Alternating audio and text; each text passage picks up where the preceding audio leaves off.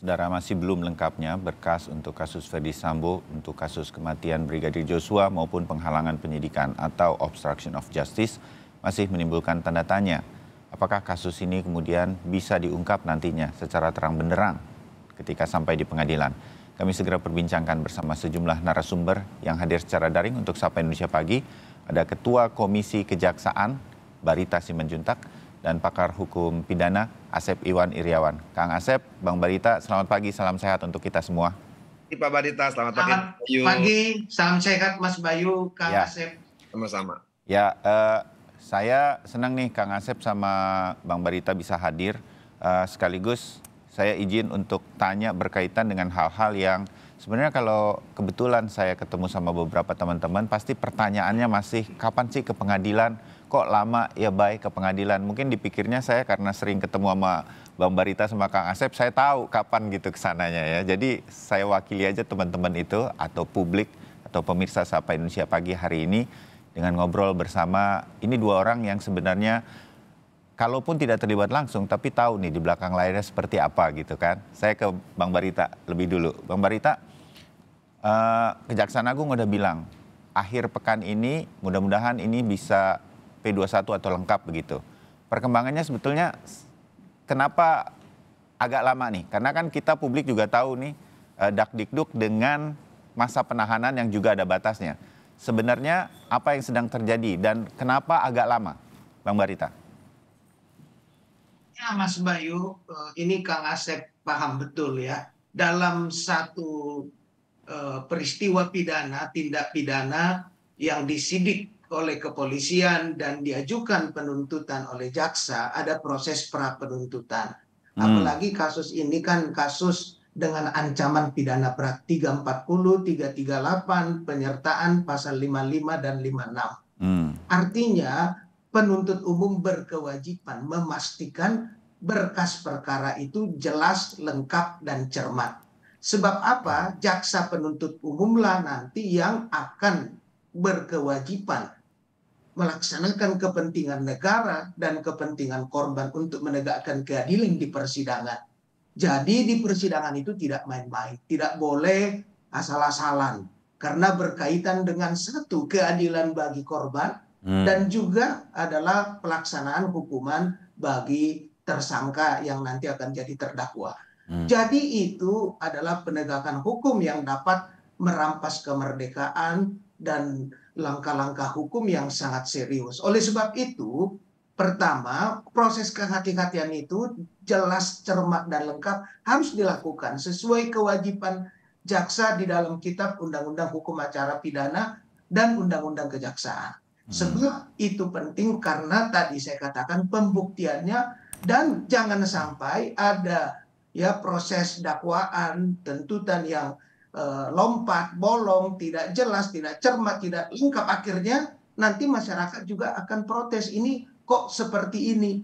Nah, dalam rangka kehati-hatian, kecermatan, kejelasan, kelengkapan menurut prosedural yang ada di dalam beberapa ketentuan, itulah sebabnya proses ini harus dilakukan dengan baik dan benar. Yang ketiga, Mas Bayu, juga jangan dilupakan bahwa masih ini on the track, sebab jaksa kan baru menerima berkas perkara itu sesuai dengan jadwal dan schedule yang masih diatur oleh KUHP. Artinya pertama, 7 hari semenjak berkas perkara diterima, sudah diberi catatan akan dikembalikan untuk dilengkapi. 14 hari sudah diberi petunjuk, dan 14 hari kemudian penyidik sudah mengembalikan. Jadi yang disebut P19 itu hanya terjadi sekali. Tidak ada bolak-balik perkara, namun petunjuk-petunjuk arahan dari penuntut itu tentu wajib harus diberikan agar kesempurnaan berkas dokumen itu yang menjadi dasar membuat dakwaan dan yang akan dibuktikan dalam proses persidangan nanti dapat secara meyakinkan untuk keadilan dan kebenaran dipegang oleh jaksa penuntut umum. Bukan lambat ya, tetapi ini masih on the track sesuai schedule yang diberikan oleh Kitab Undang-Undang Hukum Acara Pidana, Mas Bayu. Oke, ya mudah-mudahan ini menjadi jelas bagi banyak pihak, terutama publik, bagi masyarakat, bahwa memang sedang disiapkan secara hati-hati sehingga betul-betul kuat gitu, atau tadi itu bahasanya kalau di orang-orang hukum jelas, cermat, lengkap begitu, sehingga nanti benar-benar di persidangannya ini tinggal dibeberkan saja. Pasti ada perlawanan atau bantahan dari tersangka dengan kuasa hukumnya, tetapi bantahannya pun sudah disimulasikan akan segera terbantahkan lagi. Kira-kira kan begitu di pengadilannya. Nah, inilah yang sedang disiapkan.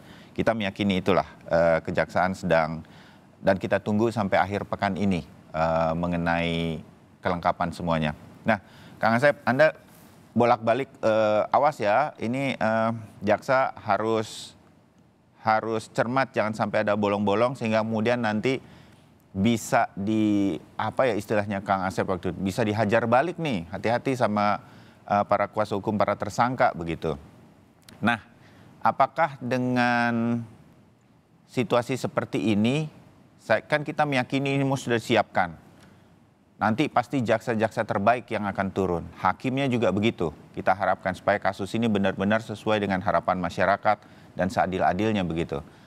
Kang Asep, masih ada kemungkinan, ini pertanyaan publiknya kira-kira begini, yang kemudian saya coba tanyakan. Jangan-jangan nih nanti, kalau kelambatan kan harus dijawab oleh Bang Barita. Bukan lambat, ini masih on the right track, sedang disiapkan. Tapi apakah nanti di pengadilan ini bisa dipengaruhi, ada unsur-unsur dari luar sedemikian rupa yang membuat kasus ini nanti, misalnya tersangka dalam hal ini Ferdy Sambo atau FS nih, bebas dari pidana. Masih ada kemungkinan seperti itu memang, Kang Asep? Menurut Kang Asep? Yang pertama kalau mempengaruhi pasti ada, namanya usaha Mas Bayu kan ya.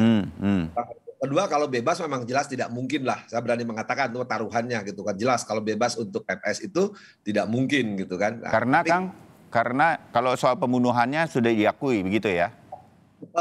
Tapi nanti mungkin pembunuhan diakui tapi dia akan cari pembenaran, misalkan menyangkut harkat martabat, menyangkut keluarganya, dalam petik ya, sekali lagi ada pelecehan seksual gitu kan. Jadi seolah-olah pembenaran yang dia lakukan itu karena demi harkat martabat keluarganya dilecehkan itu. Tapi saja melakukan itu gitu kan. Tapi kan dari persidangan kita lihat nanti dimana nampak tanda-tanda bahwa perlawanan dilakukan. Kita lihat atau rekonstruksi dia kan menyangkal beberapa adegan gitu kan, menyangkal beberapa adegan kan. Logika sederhananya kan gampang begini ya. Sekarang yang nembak betul si E gitu kan. Tapi kan mungkin langsung tiba-tiba menembak gitu kan. Berarti siapa yang punya persoalan? Kan kita kalau lihat ikutin pemikirannya si FS ini sejak awal juga dia harkat martabat terinjak bla bla bla bla. Nah, berarti yang punya persoalan adalah FS sama almarhum gitu kan. Kalau sekarang dia tidak menyatakan tidak melakukan, tiba-tiba akan menjerumuskan bahwa pelakunya, ya nanti dulu gitu kan, karena nanti akan kelihatan nanti waktu kita ngikutin acaranya rekonstruksi itu ya, breaking news itu kan lihat ruangan di TKP itu kan sedemikian rupa ya, luasnya tidak terlalu besar, tapi ada juga kan RR nyatakan tidak mendengar, tidak melihat karena ada megang HT ya, KM juga. Nah di sini memang nanti perlu kejelian ya bagaimana majelis atau JPU ya memberikan pertanyaan untuk mengarah kepada unsur-unsur yang didakwakan. Tapi kalau dakwaan betul sampai katakan Prof Barita bahwa saya kira cermat jelas sudah terpenuhi, apalagi peran masing-masing itu yang jangan sampai nanti peran membantu atau ikut serta tertukar. Tapi kalau saya jenak nampaknya itu udah cukup lah ya, ketelitian itu memang perlu daripada kejaksaan. Nanti kita lihat apa yang dibacakan dakwaan. Cuman nanti ketika di proses pembuktian bagaimana pertanyaan-pertanyaan ya, sekali lagi pertanyaan terutama menghadapi FS, KM, RR. Nah, ketika harus satu bersesuaian. Walaupun mereka bersesuaian menurut versi mereka, tapi kalau bertentangan itu kan gampang mengcrossnya gitu kan. Jadi kan konstruksi itu udah ketahuan. Rekonstruksi kemarin tuh dengan penyangkalan beberapa adegan, lebih kurang 20 tuh berapa adegan disangkal oleh FS, itu kan kelihatan. Padahal RR dan KM harusnya berbunyi. Karena kalau kita perhatikan TKP itu ruangan kejadian, ya, apalagi dikaitkan dengan kemunculan yang dipanggil, ya, kemudian juga dari mobil itu, pokoknya rekonstruksi lah dari mobil, kemudian detik-detik, kemudian panggilan dan suara, sebenarnya, ya, nah mereka harus tahu, tidak mungkin tidak tahu, gitu kan. Nah, dikaitkan dari unsur sengaja, ya berarti ada yang menghendaki. Nah, menghendaki siapa? Karena nanti kan sengaja itu mengetahui siapa yang mengetahui, siapa yang menghendaki. Itu penting. Nanti itu pertanyaan JPU sama hakim penting. Tapi saya duga gitu, saya perkiraan ya. Nah, jaksanya, beberapa jaksa nampaknya diturunkan jaksa-jaksa terbaik gitu kan. Nah, tinggal masalahnya adalah bagaimana nanti ya, istilah dalam tanda petik ya, mengkuliti ini ya harus hati-hati. Karena dikatakan dari Barita ya, kejelasan, kecermatan, kelengkapan itu ya asasnya adalah ketelitian, kehati-hati, jangan diajak permainan tadi ya, seolah-olah pembunuhan itu dilakukan karena pembenaran dia melakukan ya. Itu jangan sampai mengarah ke sana gitu. Yang penting mah kejar aja bahwa pembunuhan itu memang direncanakan dan dilakukan orang-orang selama ini jadi tersangka. Oke, jadi terbayang ya Kang, kalau lolos sama sekali dari pasal pidana tidak mungkin gitu. Mas Bayu, yang mungkin dicari adalah keringanan hukuman, kira-kira begitu ya Kang? Ya, kan? Kalau keringanan hukuman mungkin dia mengajukan, tapi kalau untuk bebas, saya pikir wah terlalu. Saya berani mengatakan itu mustahil, sangat mustahil. Mungkin taruhannya kepala saya dan kepala Pak Barita. Oh ya, terbayang. Ini jadi bayangan buat publik juga bahwa hal semacam ini agak sulit terjadi.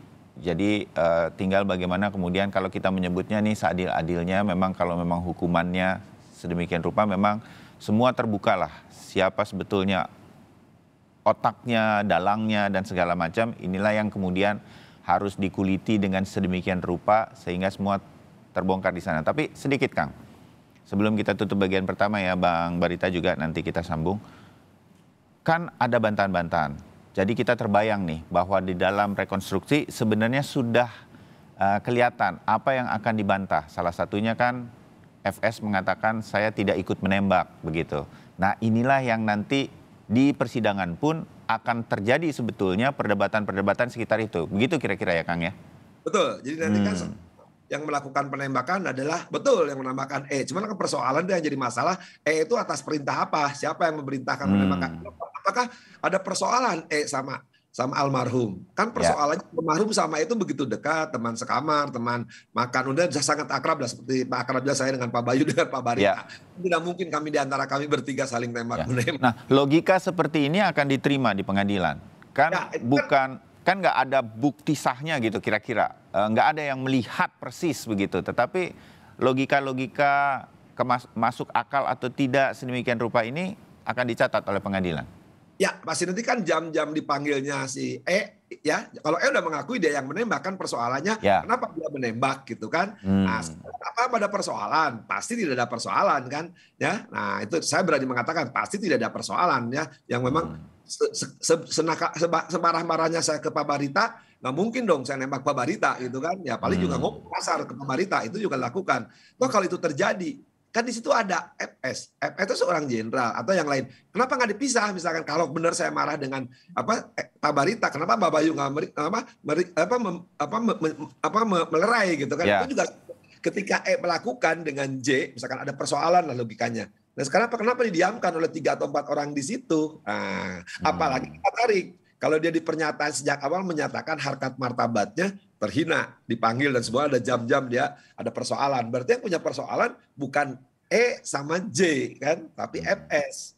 Nah, tinggal peran KM sama RR kan. Nah, cuman kan peran RR ini sama KM memang selama ini kan belum nampak, belum jelas. Cuman kemarin dijelaskan oleh penasihat hukumnya ada perubahan, cuman nanti yang perlu tadi kecermatan, kejelasan, kelengkapan tadi peran RR itu yang katanya di ruang yang begitu kecil ya dia tidak mendengar, tidak melihat. Itu juga memang satu nanti harus jeli ya jaksa bahwa tapi itu peran sebagai tersangka. Tapi kalau FS sih jelas ya dia, kalau saya berani mengatakan nanti dia sebagai yang menyuruh itu akan ketahuan gitu kan. Bahkan ya kita lihat nanti mudah-mudahan di berita acara akan muncul, kemudian di persidangan akan dibuktikan ya bahwa perencanaannya itu dan dia sebagai aktor intelektual atau aktor dominusnya akan terbukti. Tapi saya yakin kalau itu saya pikir jaksa selama ini juga saya pikir kan persidangannya udah pindah ke media, dan di media orang juga mengikutin.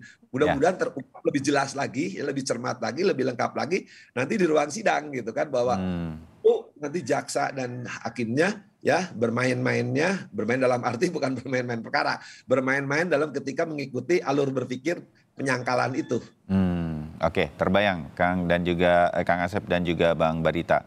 Jadi kita tunggu nanti, dan kemudian saya setelah jeda nih kita akan coba ngobrol menebak apa yang akan terjadi kalau nanti sidang sudah dimulai. Jadi ada beberapa hal yang terbayang bagi kita semua sebenarnya apa sih yang akan terjadi, atau sebagai sebuah tebakan lah apa yang akan terjadi di persidangan nantinya dari para tersangka ini dengan kuasa hukumnya dan juga jaksa penuntut umum bersama hakim.